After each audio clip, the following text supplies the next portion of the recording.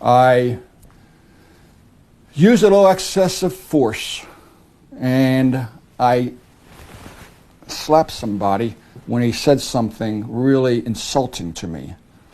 And after I did that, I realized, wow, I shouldn't have, I had no right to do that. That was not professional. It not only was not professional, it was not human. About a week later, another incident occurred, and I used more force than I needed. After the guy was handcuffed, I grabbed him, I pushed him up against the wall, and I said, "Don't you dare say that to me again. Do you understand?" And I realized this is a disease I'm starting to develop. The hunt for black people, as he calls it, is part of a racist system that he condemns today. The first thing he denounces is the quota of arrest imposed on U.S. police in many large cities. This race for numbers pushes them to stop black people for no reason.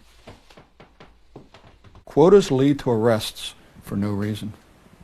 Minorities have no one to call if they're wrongly arrested. The white person will call their local political committee man or person.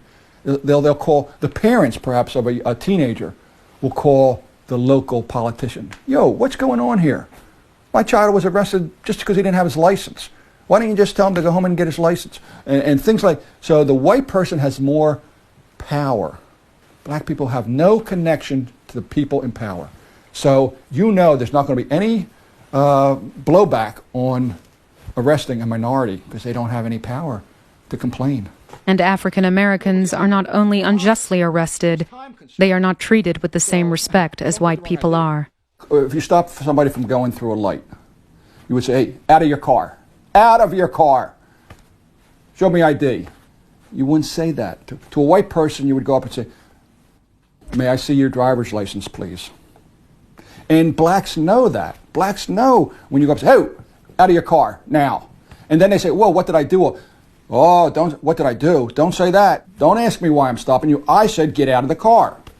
And that's right there, your first disrespect. And I saw that happening, and blacks know it's happening. They know it's not happening to white people, so automatically they start resenting the police, just from little verbal commands, let alone the physicality of grabbing somebody and putting them in handcuffs while you check their ID. Unfortunately, when I would tell other officers, "Whoa, that's enough," then they would think, "Hey, what are you? N for the word. What are you, an N lover?" Since he retired, he campaigns openly against the racist behavior of the police. The former officer has even made a very explicit sign. "I'm asking police, end open season. Stop shooting black men just like they're some kind of animal." They wouldn't do that with a white? No. Why? They have, they devalue the black man. The black man is, well, let's put it this way. In driving down a street in Philadelphia on a hot Friday night in August, I was with a partner, and of course, hot August night in Philadelphia, a lot of these people don't have air conditioning, and they're outside. So there's a lot of people outside on the steps in the street, and as we're riding down, my partner says, "Wow, the roaches are out tonight."